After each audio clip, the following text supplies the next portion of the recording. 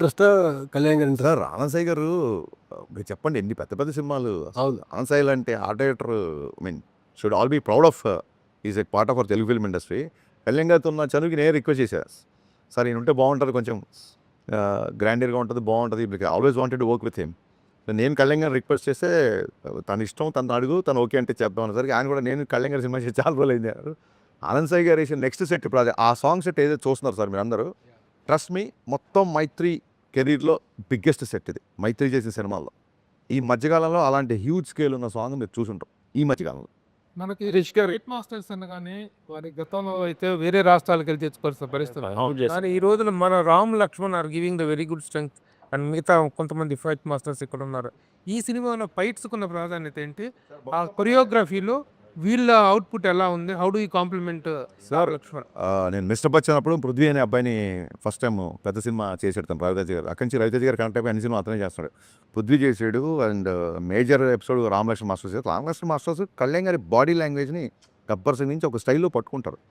ఆ కొట్టే ముందు, కొట్టే తర్వాత వాళ్ళ ఆలోచన, లేకపోతే నేను అనుకున్న దానికి వాళ్ళకి సింక్ అవ్వడం కానీ అన్నీ చాలా ప్రాపర్గా ఉంటాయి. అలాగే మన నవకాంత్, పుష్ప 2 చేసిన నవకాంత్ మొత్తం హైదరాబాద్ మాస్టర్స్ అండి మా సినిమా చేసినంత. అలాగే జీవన్ మాస్టర్ ఒక ఆయన, అతను చేశాడు.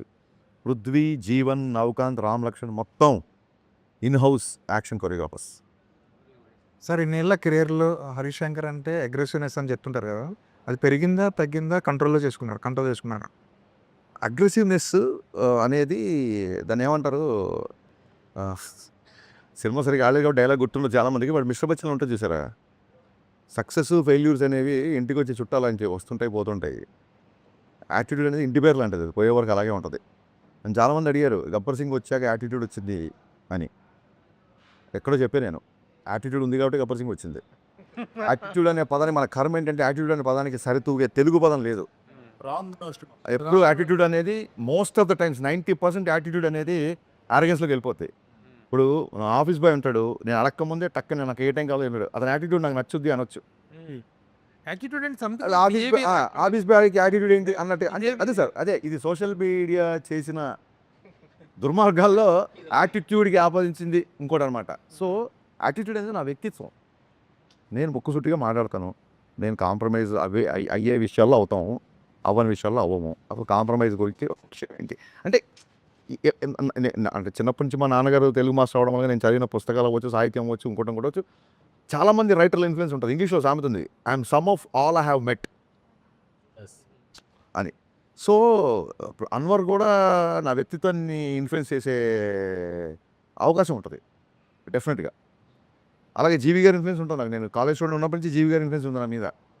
ఇంత సినిమాలు ఎవరేంటి అసలు, నువ్వు నచ్చని సినిమాని కూడా ఈ ఎఫర్ట్ బాగుంది, ఇందులో ఇది బాగుంది, ఇంకా ఇలా చేసుంటే బాగుండేది అంటారు తప్ప, ఇన్ని ఏళ్లలో ఒక పని కట్టుకొని వాళ్ళ మీద దుమ్మేయడం కానీ వాళ్ళ మీద చూడలేదు. And market, when people are thriving to read gossips, when people are ready to troll people, when people want to have fun all the time, still తన స్టాండర్డ్స్ మెయింటైన్ చేయను. ప్రభు గారు లాస్ట్ టైం ఇంటర్వ్యూ చేసినప్పుడు చెప్పారు, sir మీకు తెలుసు కదా నా గురించి, సార్ అసలు మీరు క్వశ్చన్ స్టార్ట్ చేయండి, ఏమి ప్రోలోగ్ ఇవ్వకండి అని చెప్పాను. ఈయన కూడా చాలా, బట్ ఈయన ఫ్రాంక్ అడిగే క్వశ్చన్స్ కూడా ఉంటాయి, ఏమాత్రం మొహమాట లేకుండా అడుగుతారు. సో ఇదేంటంటే సార్ బచ్చన్ అవసరంగా పొగిడామండి, పొగిడి తిట్టించుకోవడం ఉంటాయి. బచ్చన్ సినిమాకు ముందు ఇచ్చిన ఇంటర్వ్యూస్లో మీరు దాని గురించి అలా ఇదిగా చెప్పారు, అలా ఇలా సినిమా న్యాచురల్గా ఎవరైనా చెప్తారు. బట్ సినిమా రిజల్ట్ సినిమా చూసిన తర్వాత మీకు రియలైజ్ అయ్యారా? బాధపడటం వేరు, రియలైజ్ అవ్వటం వేరు. సార్ మీరు ఏంటి, what is your total what I say feelings about the result? Analysis of the result అది మీరు అడిగారు ఒక్క మాసలో. సార్ బిహెచ్ఎల్లో గవర్నమెంట్ జిల్లా పరిషత్ అనే స్కూల్లో చాలామంది షూస్ వేసుకెళ్తున్నారు, షూస్ ఉంటే కానీ మా పీటీ మాస్టర్ గ్రౌండ్లోకి రానివ్వట్లేదు అన్న టైంలో 22 రూపాయలతో పారగాన్ చెప్పులు కొనిచ్చాడు మా నాన్న. ఈ నెల నీకు షూ కొనిచ్చే అర్హత, ఐ మీన్ ఆ స్తోమత నాకు లేదురా, కొత్త చెప్పులు వేసుకెళ్ళు అని చెప్పి 22 రూపాయలు బాగా గుర్తు. అంటే నాటుకున్న కొన్ని ఉంటాయి చూసారా, పీటీ మాస్టర్ రేపు షూ లేకపోతే రావద్దన్నాడు అన్నప్పుడు 22 రూపాయల పారగాన్ చెప్పులు వేసుకొని వెళ్ళివ్వండి. సరే వాట్ ఎవర్, కష్టం అంటారా లేకపోతే స్టూడెంట్ అంటారా, ఫ్లూక్ అంటారా, కొంతమంది అంటారా, ఈ మధ్య కూడా ఏదైనా అవ్వచ్చు. డైరెక్టర్ అయిన తర్వాత కూడా టక్కని షాటర్ అయిపోయాయి. ఫస్ట్ సినిమానే ఫ్లాప్. సరే ఇన్నేళ్ళు కష్టపడింది. నేను చాలా ఎంగేజ్ డైరెక్టర్ అయిపోయాను. ఐ వాజ్ లైక్ 26, 27 అయిపోగానే అయిపోయింది మొత్తం డోర్స్ క్లోజ్. అంటే ఇన్నేళ్ళు, ఇన్ని పాటలు, ఇన్ని సినిమాలు, ఇన్ని పుస్తకాలు అన్నీ 1 నైట్‌లో అయిపోయింది. ఐఎమ్ స్టిల్ ఇంకా నాకు 30 కూడా రాలేదు. అయిపోయింది జీవితం ఇక్కడితో అన్న సిచ్యువేషన్ నుండి. అక్కడి నుంచి ఇక్కడికి వచ్చిన తర్వాత మిస్టర్ బచ్చన్ కావచ్చు, లేకపోతే ఎవడన్నా చేసే కామెంట్లు అవ్వచ్చు, ఇవన్నీ అసలు నథింగ్. అసలు టచ్ మీ నాట్ లాగా ఉంటుంది సార్. నాకు పట్టించుకోను నేను ఇవి కూడా. కాకపోతే సెకండ్ హాఫ్ రైటింగ్ నేను అనుకున్న స్థాయిలో రాయలేదు. అంటే మీరు రిలేషన్ ఇమ్మీడియట్ అడిగారు కాబట్టి మిస్టర్ బచ్చన్ సెకండ్ హాఫ్ నేను అనుకున్న స్థాయిలో రాయలేకపోయాను అన్నమాట. స్ట్రాంగ్ రిలేషన్ అండి. ఫస్ట్ హాఫ్ ఎవరు కామెడీ చేసినా ఏం చేసినా సత్య కామెడీ అవ్వచ్చు, ఆ పాటలు అవ్వచ్చు, ఆ టేబుల్ కట్ సన్నివేశాలు అవ్వచ్చు, నాస్టాల్జియా నాకు చాలా ఇష్టం. నేను సూపర్ డూపర్ హిట్ ఆల్బమ్. ఈ రోజుకి అబ్బచ్చా అనేది చార్ట్ నెంబర్ 1లో ఉంటుంది. సో ఏదన్నా ఉంటే యాజ్ అ రైటర్గా, యాజ్ అ డైరెక్టర్ కూడా నేను ఒప్పుకోను. యాజ్ అ రైటర్గా రైటింగ్ కొంచెం టైట్గా ఉంటే బాగుండేది. యాజ్ అ రైటర్గా దట్స్ అంతే రైటింగ్ కాదు. అదే సార్.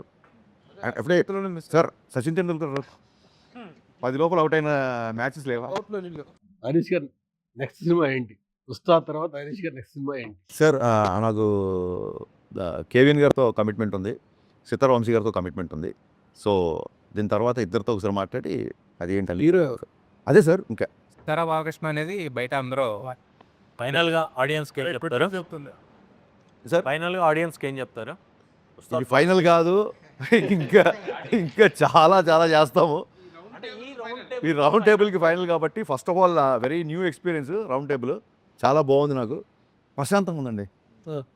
ఇంటర్వ్యూ చేసిన తర్వాత ఇంత పోస్ట్ ప్రొడక్షన్ ఇంత హెక్టిక్లో ఎంత ప్రశాంతంగా ఉందంటే చాలా రోజుల తర్వాత ఈ ప్రశాంతత వచ్చింది.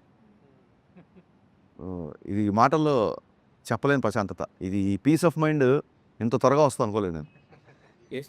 ఏమిటి దేనికి వెళ్తుంది యా, అది మీ అందరిని చూసి కాదు, దీని వెనక ఏదో కనిపిస్తుంది.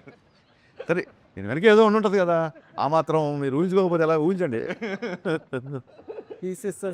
నేను అడిగేది ఏంటంటే ఆడియన్స్కి సినిమా గురించి మీ పాయింట్ ఆఫ్ వ్యూలో ఏం చెప్తారు? మార్చ్ 26th సినిమా రిలీజ్ అవుతుంది. అప్పటికున్న సిచ్యువేషన్ బట్టి 25th కూడా ప్రీమియర్ ఉండే అవకాశం ఉంటుంది.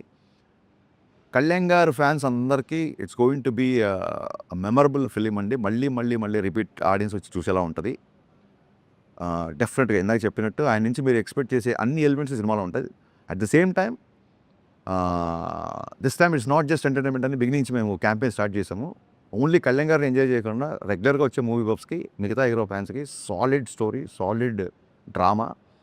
సెకండ్ హాఫ్లో కళ్యాణ్ గారు చేసే ఇంటెన్స్ ఎమోషన్ సీన్స్ సినిమాకి హైలైట్ అవుతుంది. So don't miss March 26th Ustaad Bhagat Singh. ఇప్పుడు మీరు ప్రీమియర్స్ విషయం ప్రస్తావన తెచ్చారు కాబట్టి వాటి విషయం చాలా సందిగ్ధంలో ఉంది కాబట్టి టికెట్ రేట్లు పెంచుకోవటం 90 రోజుల ముందే అప్లై చేసుకోవాలనేటువంటి ఒక నిబంధన హైకోర్టు విధించింది కాబట్టి ఈ నేపథ్యంలో ఉస్తాద్ భగత్ సింగ్ టికెట్ రేట్లు పెరిగే అవకాశం ఉందా? ప్రీమియర్ షోస్ ఎలా పడతాయి? ఇప్పుడు మీరు చెప్పిన క్వశ్చన్ యాస్టీస్గా నేను పొల్లు పోకుండా గుర్తు పెట్టుకొని ఇదే క్వశ్చన్ నవీన్ గారిని, రవి గారిని అడుగుతాను. వాళ్ళు ఏ ఆన్సర్ చెప్తే ఆన్సర్ ఇమీడియట్గా మీకు చెప్తాను. Okay, thank you. All the best.